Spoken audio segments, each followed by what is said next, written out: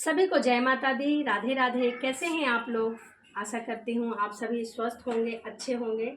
और इसी कामना के साथ आज हम सुनेंगे कीलक स्रोत। तो चलिए मन में माता रानी का ध्यान करते हुए और हम कीलक स्रोत सुनते हैं। हाथ में हम थोड़ा सा पुष्प और अक्षत ले लेंगे। तो चलिए सुनते हैं हम कीलक स्रोत। मार्कंडे जी ने कहा, जिस भगवान शंकर का विशुद्ध ज्ञान है शरीर है, तीनों वेद ही जिनके तीन नेत्र हैं, जो द्वितीय के चंद्रमा के मस्तक में धारण किए हुए हैं तथा समस्त कल्याण के हेतुभूत हैं, मैं उन शंकर को नमस्कार करता हूँ। सप्तशती के पाठ करने वाले को यह कीलक सप्तशती मंत्रों का अंग ही जानना चाहिए।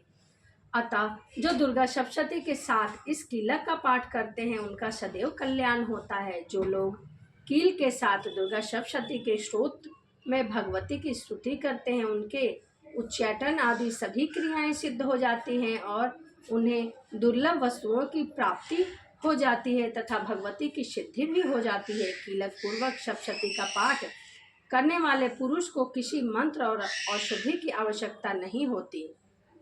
उनके द्वारा किए गए समस्त उच्चाटन आदि प्रयोग बिना जाप के ही सिद्ध हो जाते हैं। अन्य मंत्रों के जप आदि से भी यदि अभिष्ट वस्तु की प्राप्ति हो जाती है और दुर्गा सप्तशती के पाठ से भी मनोरथ की सिद्धि हो जाती है, तो दोनों में से कौन सा श्रेष्ठ है?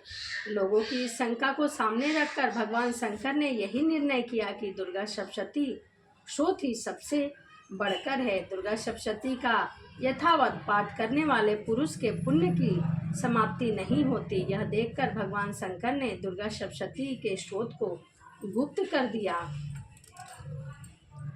जो कृष्ण पक्ष की चतुर्थी या अष्टमी को सम्माहित होकर दुर्गा सप्तशती का पाठ करते हैं वह निश्चय ही कल्याण के भागी होते हैं, इसमें कोई संदेह नहीं है। जो भगवती को अपनी समस्त संपत्ति समर्पित कर दास रूप में पुनः उस संपत्ति का उपयोग करते हैं, भगवती पर उस निश्चय ही उस पर प्रसन्न होती है, अन्यथा प्रसन्न नहीं होती। हे महादेव जी, मैं इस प्रकार से प्रतिबंध कील के चतुर्थी को भगवती की प्रीति के लिए सारी संपत्ति समर्पित कर पुनः भगवती की आज्ञा से उनका सदुपयोग सप्तशती को कीलक कर दिया। जो लोग इस प्रकार के कीलक को करके नित्य ही दुर्गा सप्तशती का पाठ करते हैं वह सिद्ध हो जाते हैं, देवी का पार्षद तथा गंधर्व हो जाते हैं। सर्वत्र विचरते रहने पर भी उन्हें कभी कोई भय की प्राप्ति नहीं होती, उनकी अल्प मृत्यु नहीं होती और वे मर जाने पर भी मोक्ष को प्राप्त होते हैं।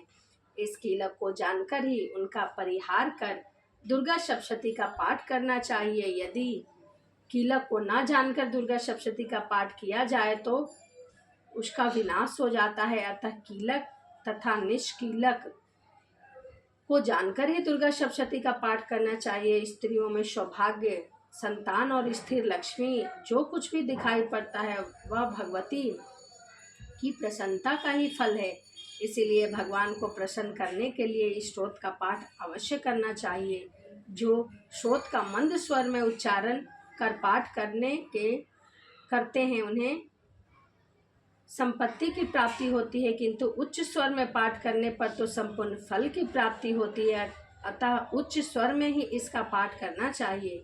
जिस भगवती की प्रसन्नता से मनुष्य को ऐश्वर्य, सौभाग्य, आरोग्य, श्रेष्ठ संपत्ति, शत्रु का नाश, मोक्ष की प्राप्ति होती है, उस जगदम्बा की स्तुति मनुष्य क्यों न करे। तो यह कीलक स्रोत था। वीडियो आपको कैसी लगी कमेंट में जय माता दी लिखना ना भूलें। तो चलिए अगली वीडियो में मैं आपको माता की आरती बताऊंगी।